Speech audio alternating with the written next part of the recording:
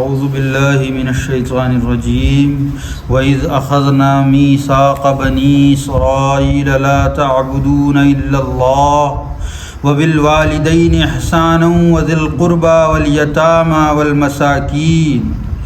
وَالْمَسَاكِينِ وَقُولُوا لِلنَّاسِ حُسْنًا وَأَقِيمُوا الصَّلَاةَ وَآتُوا الزَّكَاةَ ثم تولیتم الا قلیلا منکم وانتم معرضون۔ ترجمہ معارف القرآن۔ اور جب کہ لیا ہم نے مضبوط عہد اولاد یعقوب کا کہ نہ پوجیں اللہ کے سوا اور ماں باپ سے بھلائی کرنے کا اور قرابت والوں اور یتیموں اور مسکینوں سے، اور بولا کرو لوگوں کی بھلائی کے لیے اچھی بولی، اور ادا کرتے رہو نماز کو اور دیتے رہو زکوٰۃ کو، پھر پلٹ گئے تم لوگ مگر تھوڑے تم میں سے، اور تم لوگ روح گردانی کرتے رہنے والے ہو۔ تفسیر۔ اور اے یہودیوں یاد کرو جب کہ لیا تھا ہم نے پختہ اور مضبوط عہد سارے اولاد یعقوب کا، عہد قدیم سے لے کر آج تک، یہودیوں کو سخت تاکید کے ساتھ حکم دیا تھا کہ نہ پوجیں اللہ کے سوا، معبود صرف اللہ تعالی ہے، اس کے سوا کوئی عبادت کے لائق نہیں ہے، اور معبود برحق کے اس حق کو ادا کرنے کے ساتھ حکم دیا گیا تھا کہ ماں باپ سے جو تمہاری پیدائش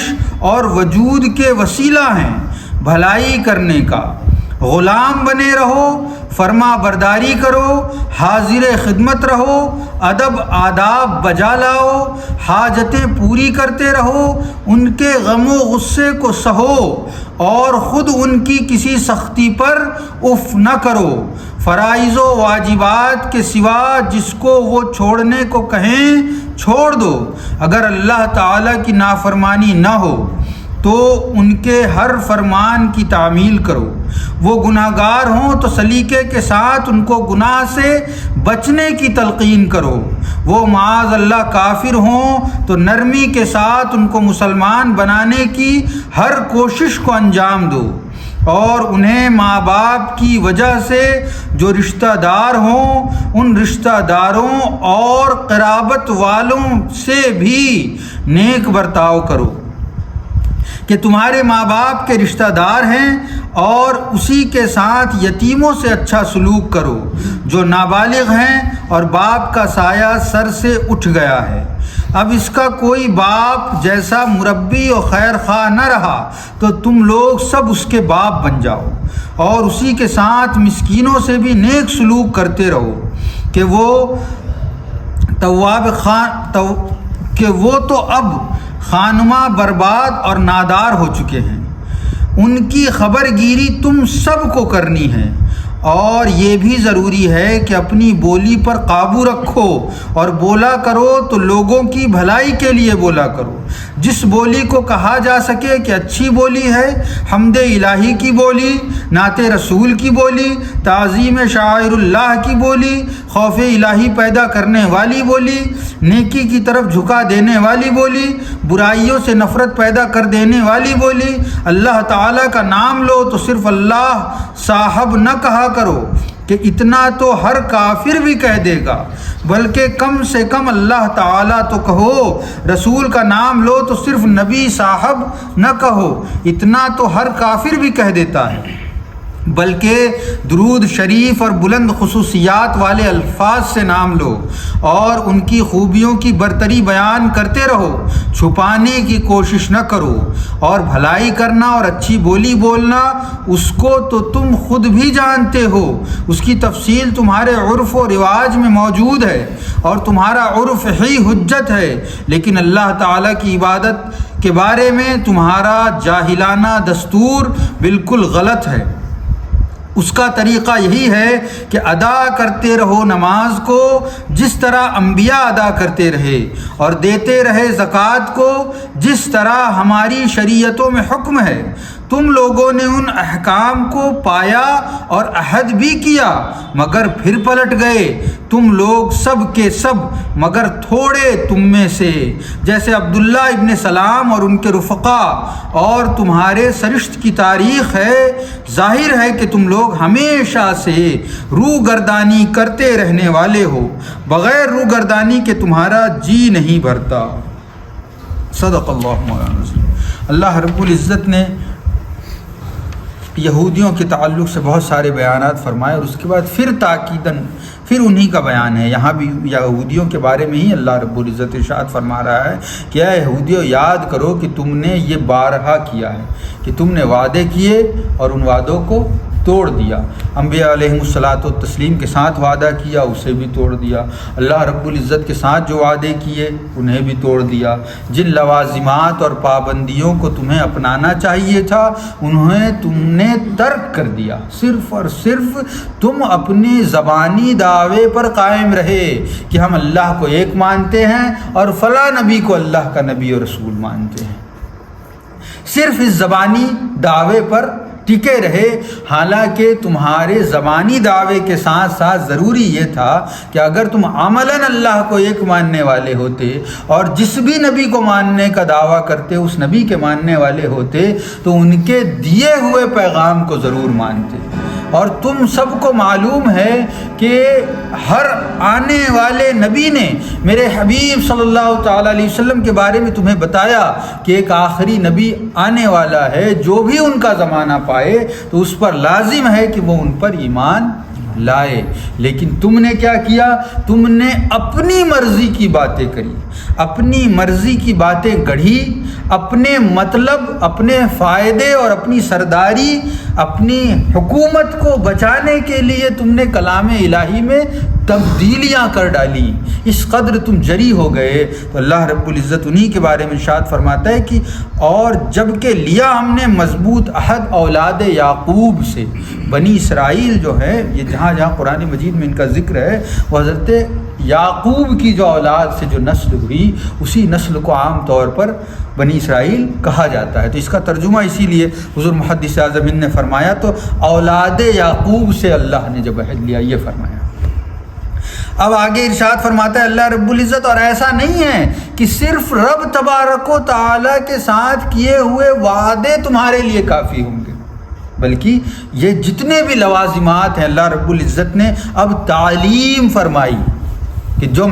لوگ میرا کلمہ پڑھتے ہیں، میرے حبیب محمد صلی اللہ تعالیٰ علیہ وسلم پر ایمان رکھتے ہیں، انہیں آخری نبی و رسول جانتے ہیں، تو ایسا نہیں ہے کہ صرف اور صرف کلمہ پڑھ لیا، نماز پڑھ لی، زکوٰۃ دے دی تو کافی ہو جائے گا۔ اللہ رب العزت ارشاد فرماتا ہے وَبِالْوَالِدَيْنِ احسانا، اپنے والدین کے ساتھ حسن اخلاق کے ساتھ پیش آؤ، بہترین سلوک کرو، ان کے غصے کو، ان کی مار پیٹ سب تمہیں برداشت کرنی ہے۔ اور اللہ رب العزت نے قرآن مجید میں دوسری جگہ ارشاد فرمایا کہ والدین کے تعلق سے جب والدین تم پر غصہ ہوں یا کوئی ان کا رد عمل آئے تمہارے کسی کام کے بعد تو اف تک نہ کہو، اپنے والدین سے اف تک نہ کہو۔ تو اللہ رب العزت نے یہاں بھی بیان فرمایا کہ اپنے والدین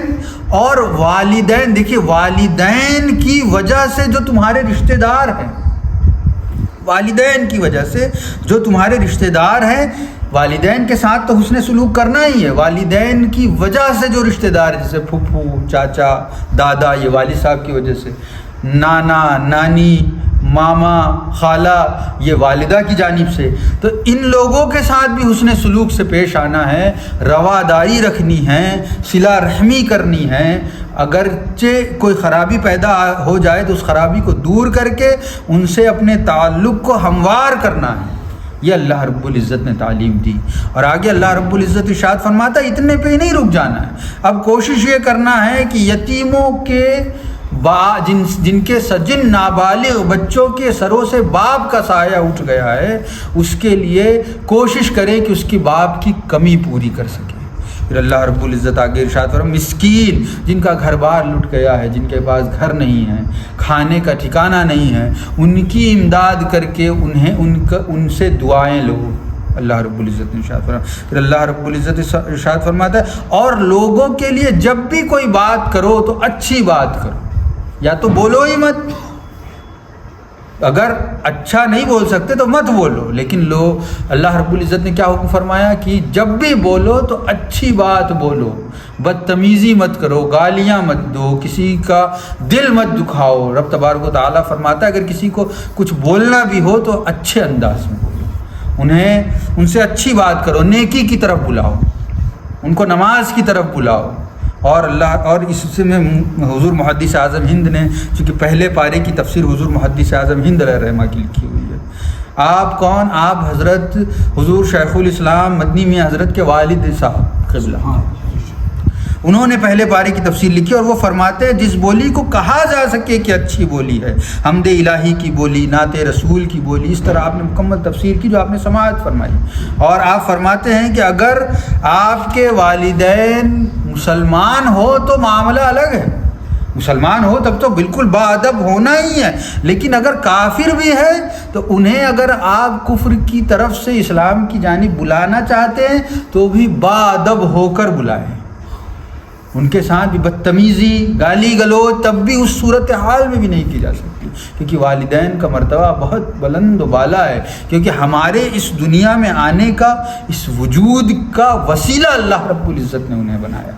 بے شک رب تبارک و تعالیٰ ہی ہر جان کا پیدا کرنے والا ہے, لیکن اس نے ہر کسی کے لیے ایک وسیلہ بنایا ہے, ایک راستہ بنایا ہے. تو اللہ رب العزت نے ہمارے اس جہان میں وجود کے لیے ہمارے والدین کو واسطہ بنایا ہے, تو ہمیں چاہیے کہ ہم ان کے فرما بردار رہیں, ان کے غصے کو برداشت کریں, ان کے غم میں, ان کی تکلیف میں ہم ان کے ساتھ کھڑے رہیں. اللہ رب العزت ہم میں سے ہر کسی کو یہ توفیق عطا فرمائے. اور اللہ رب العزت آگے ارشاد فرماتا ہے جب یہ کر چکے ہو, ان چیزوں کی پابندی کر چکو, تو اب تم پر لازم ہے کہ جس طرح انبیاء کرام نماز پڑھا کرتے تھے اس طرح نماز پڑھو. جس طرح اللہ رب العزت نے تمہاری شریعت میں جو کوئی اس کا مخاطب ہو, جس کے سامنے یہ آیت کریمہ کھولی جائے, وہ اس کے لیے یہ ضروری ہے کہ یہ نبی کریم اس دور میں کتابی لوگ ہوا کرتے تھے, نصرانی ہوتے تھے جو حضرت عیسیٰ کے ماننے والے تھے, انہیں ایمان کی طرف بلایا جا رہا تھا. یہودی تھے, انہیں ایمان کی طرف بلایا جا رہا تھا. لیکن ہمارے لیے یہ کتاب نبی کریم علیہ الصلاۃ والتسلیم کے طریقے پر نماز پڑھنے کے لیے ہمیں بلا رہی ہے. جیسے نبی کریم علیہ الصلاۃ والتسلیم نے جو شریعت ہم پر لاگو کی, جو زکوٰۃ کا ہمیں سسٹم بتایا, اس کو فالو کرنے کی تاکید کی جا رہی ہے کہ تم نماز پڑھو جیسے میرے حبیب نے تمہیں بتایا, تم زکوٰۃ دو جیسے تمہاری شریعت میں تم پر لازم کیا گیا. آگے اللہ رب العزت فرماتا ہے کہ یہ سب کچھ اب یہودیوں سے چونکہ خطاب ہے اور یہ آیت کریمہ یہودیوں کے لیے نازل ہوئی, تو اللہ رب العزت ارشاد فرماتا ہے تمہارے لوگ اپنی عادت سے مجبور ہر بار یہی کرتے تھے, اور جب یہ وعدے کیے تب بھی پھر سے یہی کیا, مگر بہت تھوڑے لوگ. وہ تھوڑے لوگ کون تھے؟ حضرت عبداللہ ابن سلام, جو کہ یہودیوں کے دین موسوی جو اس وقت موجود تھا, جو لوگ یہودی تھے اس کے عالم تھے بہت. انہوں نے جب اسلام قبول کیا تو اللہ رب العزت نے اس طرح کی کئی آیتیں موجود ہیں جس میں اللہ رب العزت نے ارشاد فرمایا کہ تم میں سے بعض, تم میں سے تھوڑے. تو ان سے مراد وہی حضرت عبداللہ ابن سلام کی جماعت ہے جن لوگوں نے نبی کریم علیہ الصلاۃ والتسلیم پر ایمان لایا اور اپنے نبی کی بتائی ہوئی تعلیم پر عمل کیا, اور اپنے نبی سے ان لوگوں نے جو وعدہ کیا تھا, ان کے آباء و اجداد نے جو وعدہ کیا تھا کہ ہم آپ کی عطا کردہ ہر تعلیم پر مکمل طور پر عمل کریں گے, آپ کی لائی ہوئی شریعت پر, آپ کی تعلیمات و احکامات پر عمل کریں گے, اس پر وہ کھرے اترے. تو اللہ رب العزت نے انہی کے بارے میں ارشاد فرمایا کہ یہ جو یہودیوں کی جماعت ہے جس نے میرے حبیب کو آخری نبی مان کر ان پر ایمان لے آئے, یہی وہ لوگ ہیں جو اپنے وعدے سے پھرے نہیں. تو اللہ رب العزت اب آگے اور ارشاد فرمائے گا, تو ذرا غور کریں کہ اللہ رب العزت اپنے وعدے سے پھر جانے والوں کا ذکر کس طرح فرماتا ہے. آپ اتنے دن سے تفسیر سن رہے ہیں, اللہ رب العزت اپنے وعدے سے پھر جانے والوں کا کس طرح ذکر فرماتا ہے اور اپنے اس سے کیے ہوئے وعدے پر قائم رہنے والوں کا کس طرح ذکر فرماتا ہے. اس کا فرق واضح ہے، بتانے کی ضرورت نہیں ہے. اللہ رب العزت وعدے سے پھر جانے والوں کو عذاب کے ساتھ یاد فرماتا ہے، سزا کے ساتھ یاد فرماتا ہے، اور اپنے وعدے پر قائم رہنے والوں کو اللہ رب العزت انعام و اکرام کے ساتھ ان کی مرتبے کی بلندی کے ساتھ ان کا ذکر فرماتا ہے. تو اللہ رب العزت سے دعا ہے کہ اللہ رب العزت ہم سب کو بھی اللہ رب العزت اور اس کے حبیب صلی اللہ تعالیٰ علیہ وسلم سے کیے ہوئے وعدوں پر قائم رہنے کی توفیق عطا فرمائے. ہم سب کا خاتمہ اللہ رب العزت ایمان پر فرمائے.